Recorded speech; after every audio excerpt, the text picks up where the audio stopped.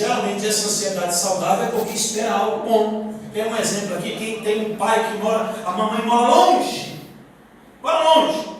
Aí a pessoa passa, eu vou citar aqui minha irmã Odile, né? Posso falar que a coisa é bênção, eu posso citar ela. A mãe dela mora lá no Tocantins, mas o papai dela. Ela passa aqui às vezes um ano sem ir lá.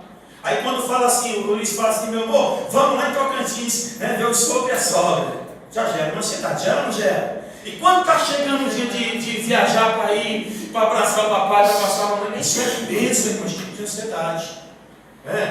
Porque quando acontece, quando você recebe aquele momento no qual você ficou ansioso tanto tempo, aquela ansiedade ela se acaba, ela é eliminada.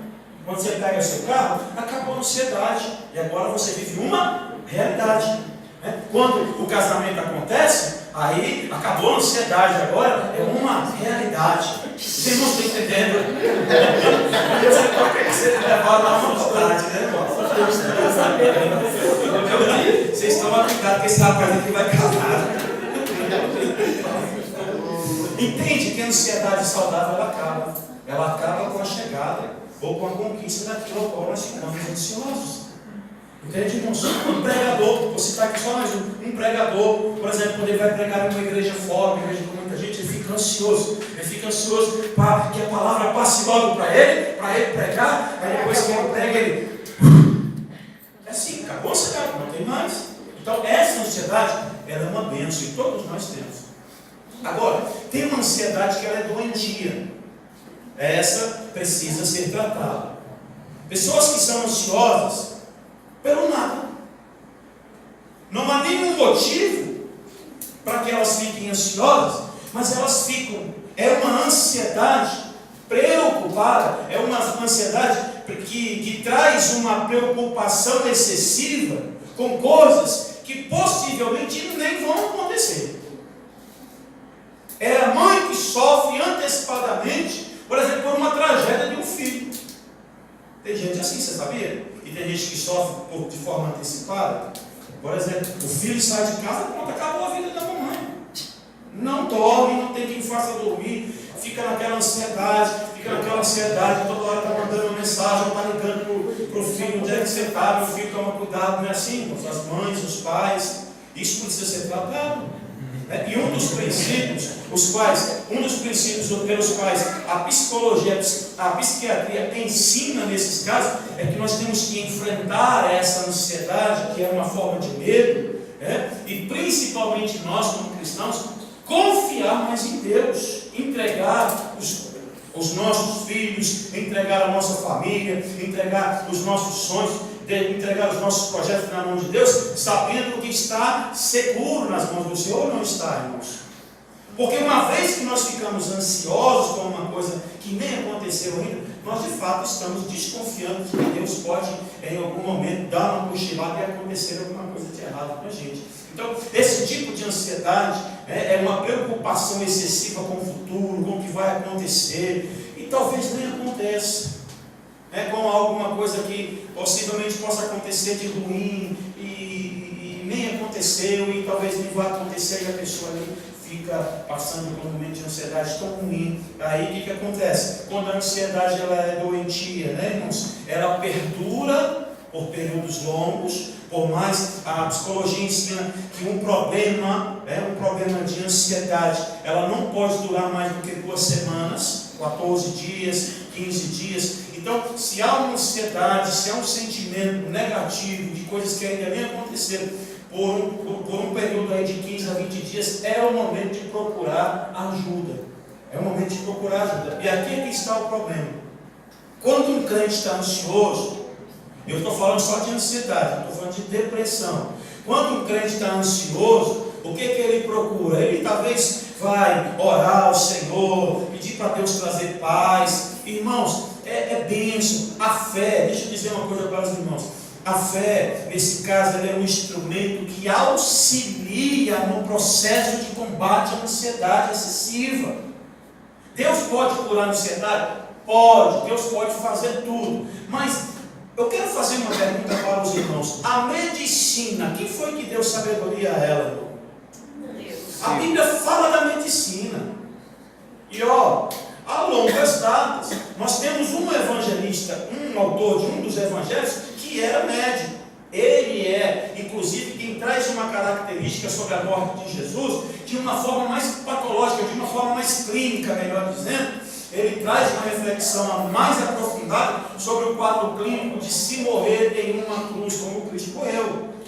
Entende? Então, se a medicina existe e ela foi Deus quem a instituiu, por que tem tantos crentes sofrendo e não procuram uma ajuda clínica? É pecado procurar um médico? Não é, irmãos. Não é. E quando eu vi o pastor expulsando, sai, demônio da depressão, eu te repreendo. Eu procurei na Bíblia, eu falei, demônio da depressão? Demônio da ansiedade? Tem? Não, não tem. Não existe demônio da depressão. Depressão é uma patologia, é uma doença, é uma enfermidade. A única diferença da depressão para um câncer, por exemplo, eu vou te dizer qual é. Você não faz uma cirurgia de depressão. Eu estou com a cirurgia marcada, vai operar de quê? Não, vou operar da depressão.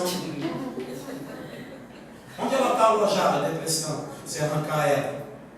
Ninguém opera da depressão. Só opera do câncer, vai lá, tira ali o caroço, o tumor, arranca, corta, joga fora, pronto, operou. A pessoa opera de uma artéria, ele opera seja lá do que for, de um osso que quebrou, ele opera de tudo. Agora, como é que opera a depressão? A depressão não se opera porque a depressão é uma doença alojada na alma do homem. A depressão é uma doença alojada, enxertada, que o homem adquire. E isso está impregnado na alma dele. Agora, um crente pode ficar deprimido? Pode. Um crente pode não só ficar deprimido, como ele pode passar pelos 3 estágios da depressão. Aquela depressão primária, aquela depressão onde é controlável, aquela depressão, quando ela não tratada, ela vai piorando e aumenta o seu estágio, e ele pode sim adquirir um estágio de depressão tão alto, a níveis tão profundos, que ele pode até mesmo comprar ou começar a trabalhar a ideia de como que eu posso tirar a minha vida. De que forma eu vou fazer isso? Vocês sabiam que no mundo as mulheres tentam mais suicídio do que os homens? Vocês sabiam disso? Agora, vocês sabiam que os homens morrem mais de suicídio do que as mulheres? Interessante, as mulheres tentam, mas não se matam. Os homens se matam de verdade. Um dia desse, um pastor do ministério do pastor Marco Feliciano, lá em São Paulo, um dia desse ele chegou lá numa ponte, lá em São Paulo, com uma esposa, uma filhinha linda, uma família.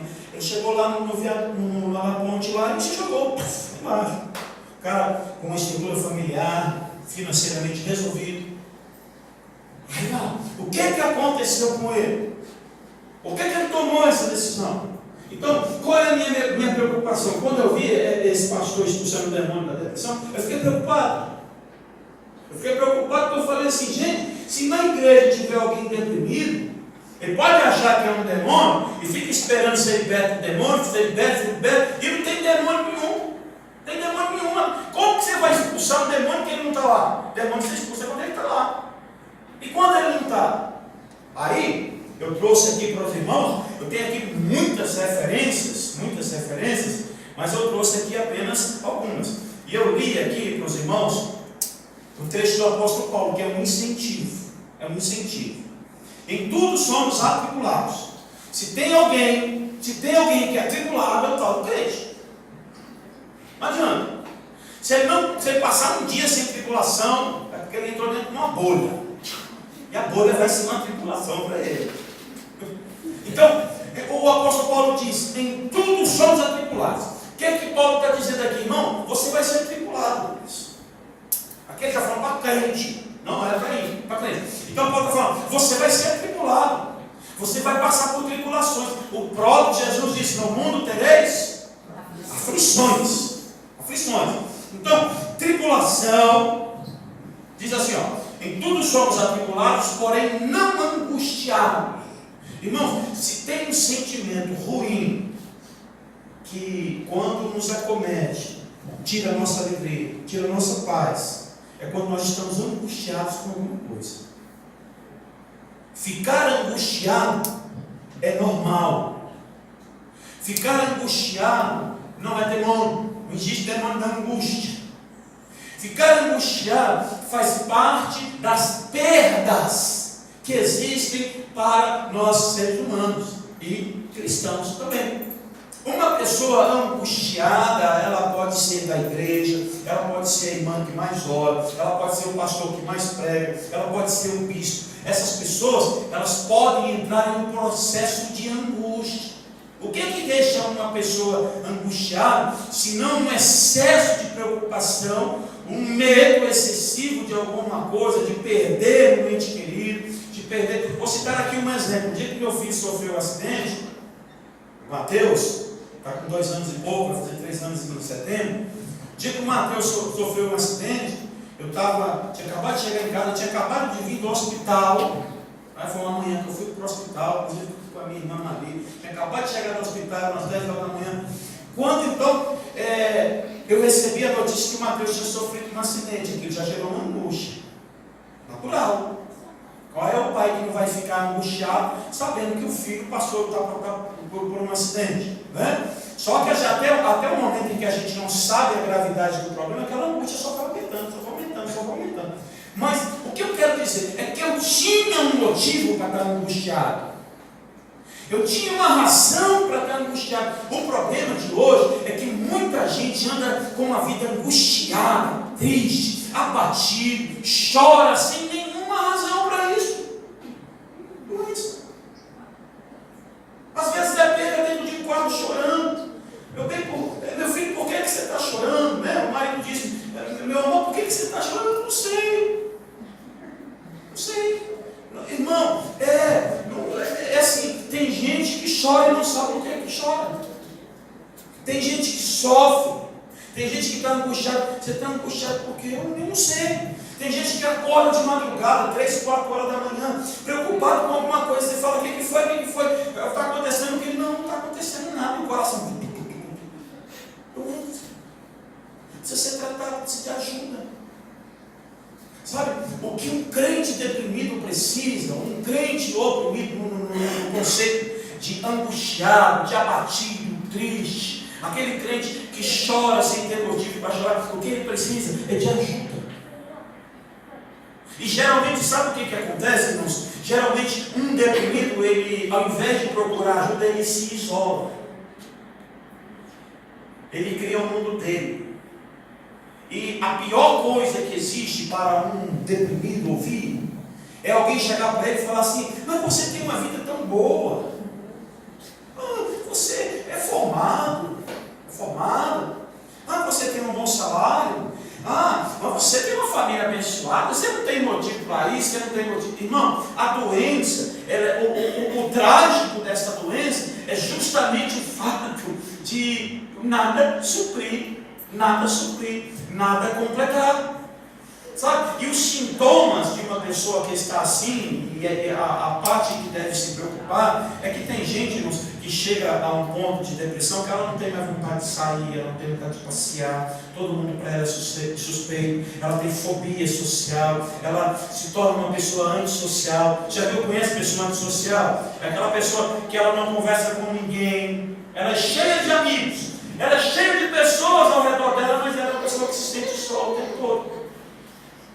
As pessoas não têm acesso, ela se tranca, sabe, ela se fecha, não há uma abertura assim, você raramente vê um sorriso no rosto. Então, pessoas assim, se não se tratarem, chega a um nível preocupante.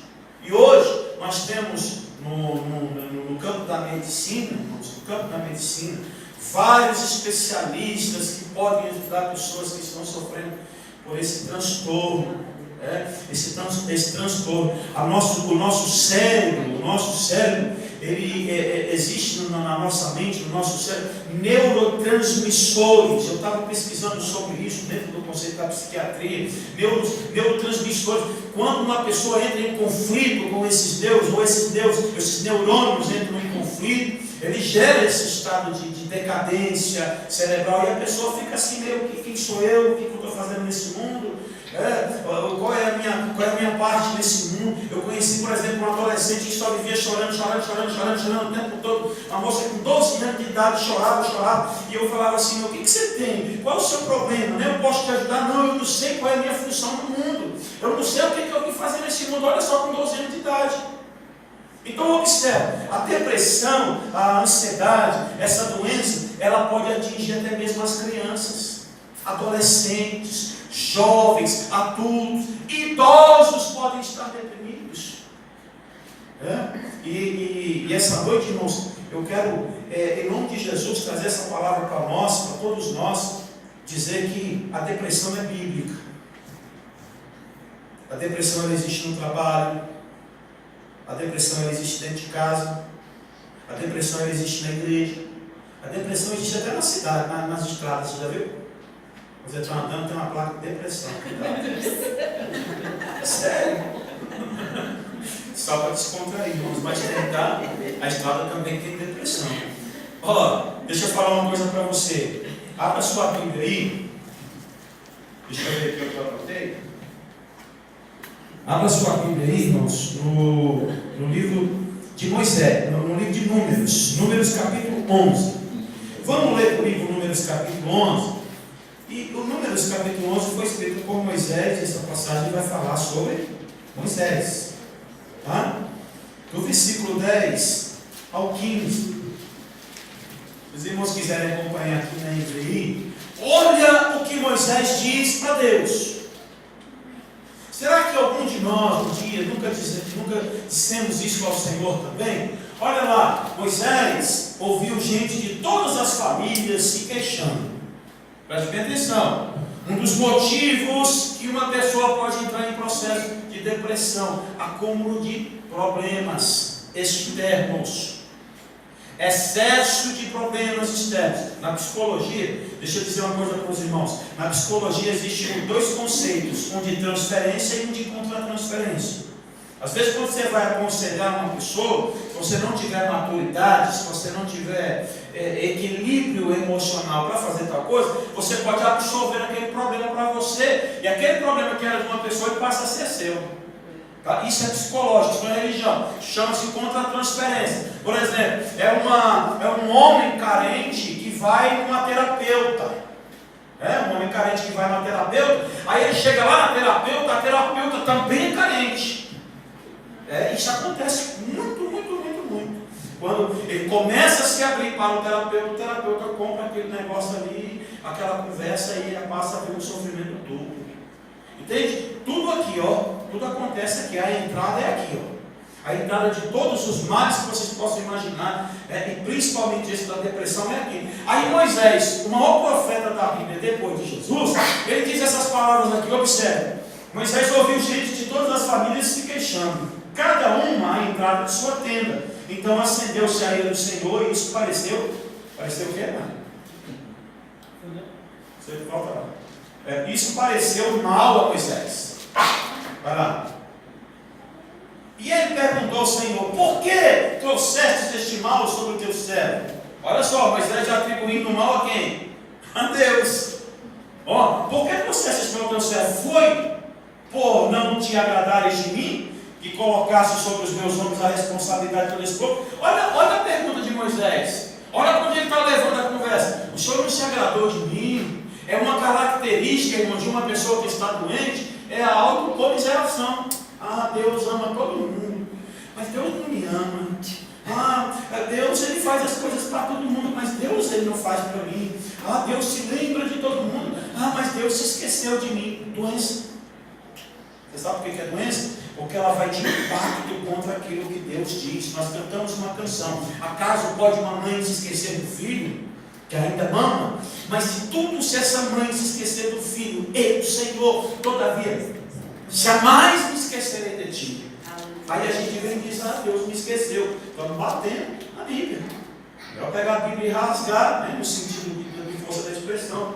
Por quê? Porque se Deus diz algo sobre nós e nós vamos lá refutar a Deus, Deus diz: jamais eu me esquecerei de ti. E a gente vem como Moisés e fala: olha lá, foi por não te agradares de mim?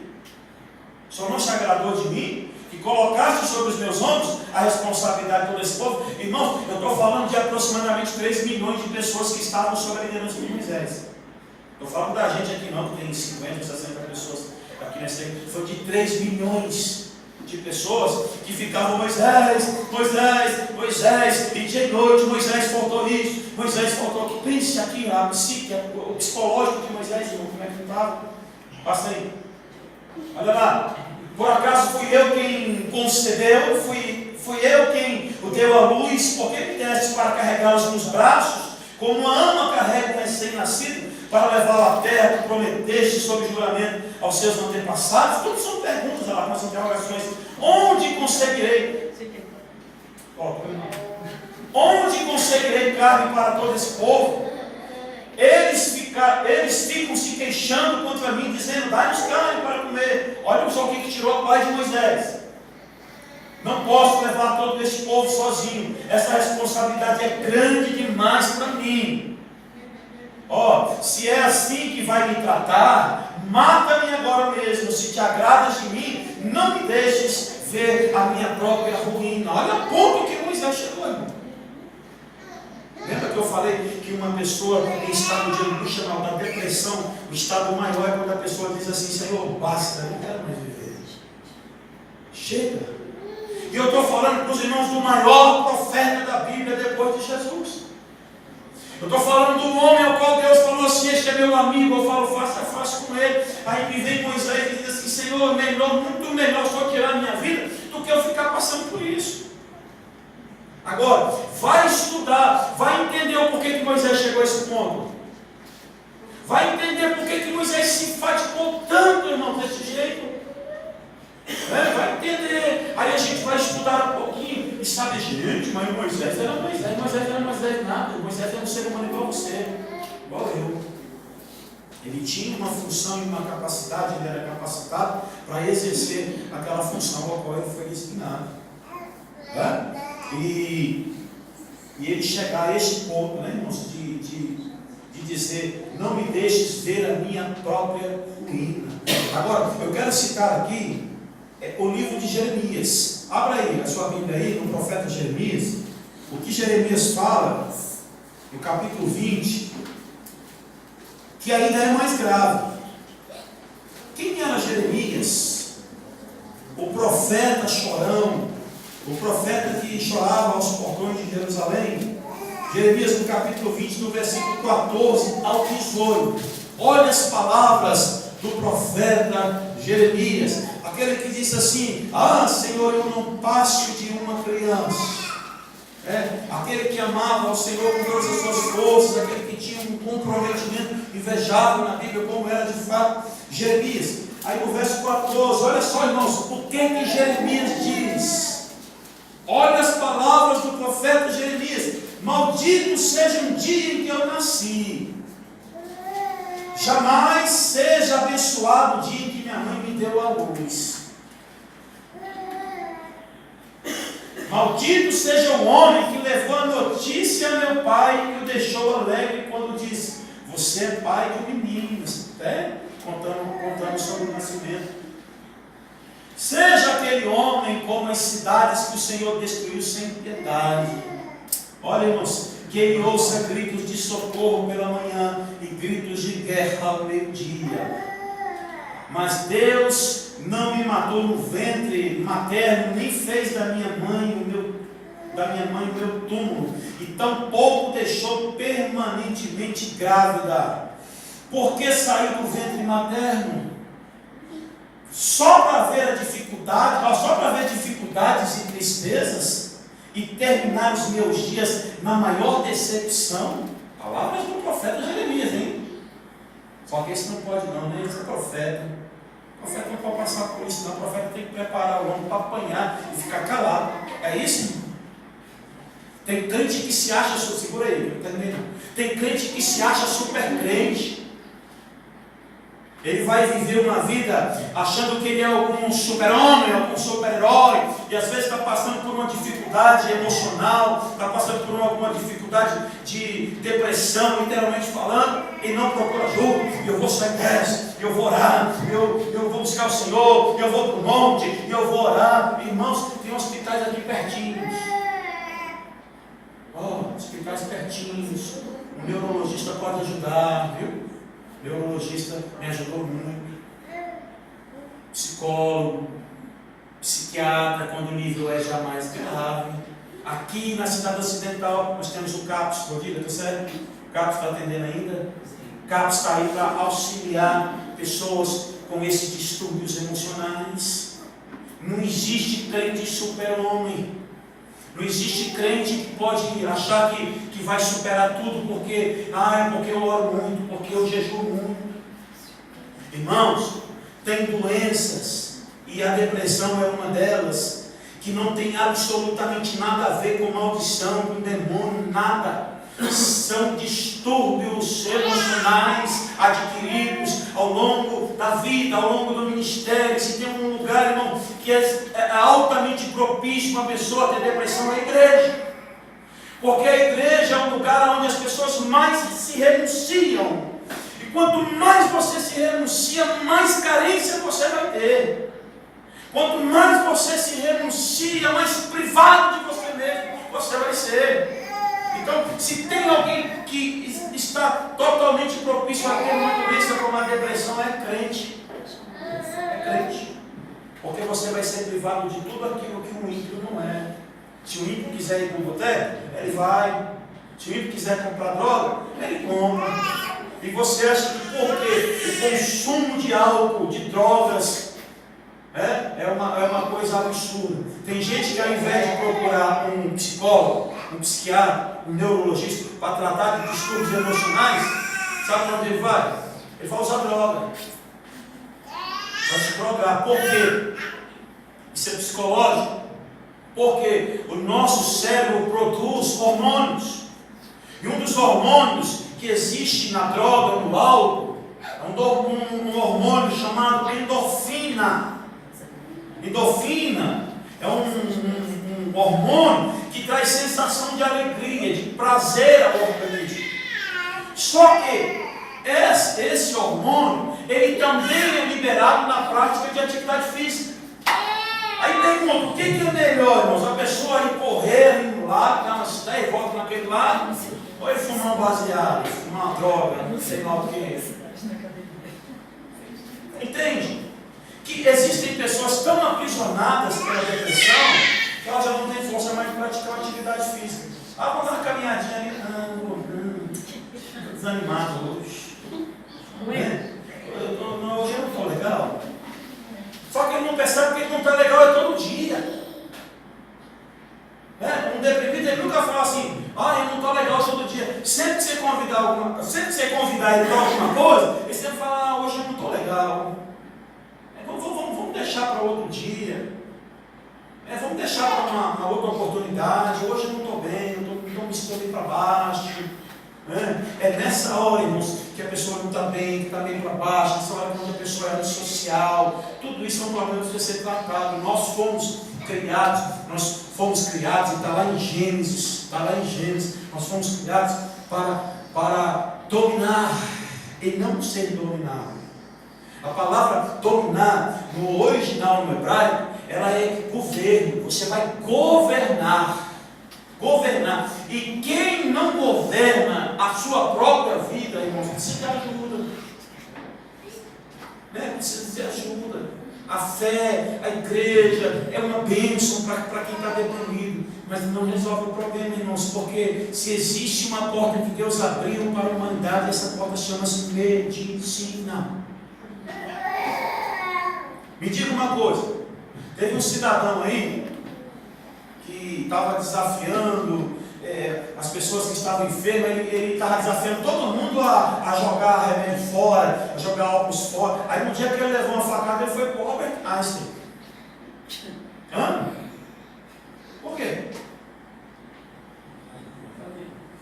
Olha, vamos pensar. Bíblia, a gente entende aqui aqui.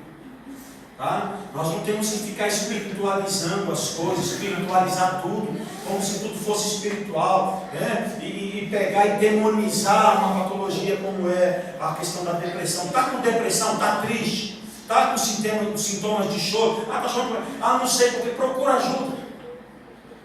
Eu estou aqui para ajudar você. Eu falo, no meu caso é uma triagem. Eu estou fazendo uma triagem coletiva hoje, mas aqui é uma triagem. Quem nunca teve problema de depressão, eu já tive. Eu já passei pelos paroxetinas da vida, os rivotrios da vida.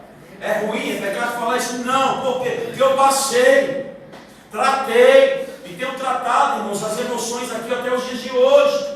Pastor também fica deprimido. O que nós temos de pastores no mundo deprimidos, irmãos? Nunca houve na história de tantos pastores, presbíteros, líderes de igreja completamente desiludidos, deprimidos, angustiados. E Paulo já falava sobre isso aqui há 2000 anos atrás. Só que agora foi cientificado essas palavras, né? Agora é depressão, ansiedade, excesso de pensamentos acelerados, a síndrome do pensamento acelerado. Agora é uma doença das mais ameaçadoras da humanidade, né? As pessoas que não conseguem sequer dormir, porque quando deitam a cabeça no travesseiro, a mente fica processando informações, situações que não foram resolvidas no passado, a mente fica processando, tá? E o nosso cérebro, ele tem uma função de pegar aquelas coisas que já foram processadas e jogar fora, deletar. Aí tem coisas mal resolvidas, situações mal resolvidas, que elas ficam no cérebro, elas ficam impregnadas. Aí quando vem novas situações, aquilo vira uma bagunça, irmãos. Aquilo vira uma bagunça. Aí a pessoa não consegue dormir. E se tem uma coisa que é indispensável para nós, para todos nós, é uma boa noite de sono. E se você perguntar, irmãos, eu vou lhe perguntar, quer dizer, eu vou perguntar, mas ninguém precisa me responder. Quem aqui tem problema para dormir, irmãos? Quem aqui não passa por insônia? Quem aqui nunca acordou 2 horas da manhã, 3 horas da manhã e falou, sono, cadê você, meu filho? Volta aqui, rapaz. Quem passa a noite é acordado. Né? E a mente fica ali pensando, a mente fica ali pensando em problemas, fica ali pensando em situações, fica ali pensando em coisas terríveis. Né? Olha só, Jeremias, voltando aqui para Jeremias. Por que saiu do ventre materno? Quem tem coragem de falar o que Jeremias disse? Só para ver dificuldades e tristezas e terminar os meus dias na maior decepção? Deixa eu fazer uma pergunta para você. O que Jeremias viu foi só dificuldades e tristezas? Observe a mente de uma pessoa angustiada, como que ele é. Observe a fala de uma pessoa quando ela está angustiada, como que é. Ela perde a noção de tudo aquilo que Deus já fez de bom. E agora, a única coisa que domina ela é o mal. A única coisa que domina ela é a tristeza. A única coisa que domina ela é a angústia. E agora ele cai para baixo. E geralmente a pessoa fica assim porque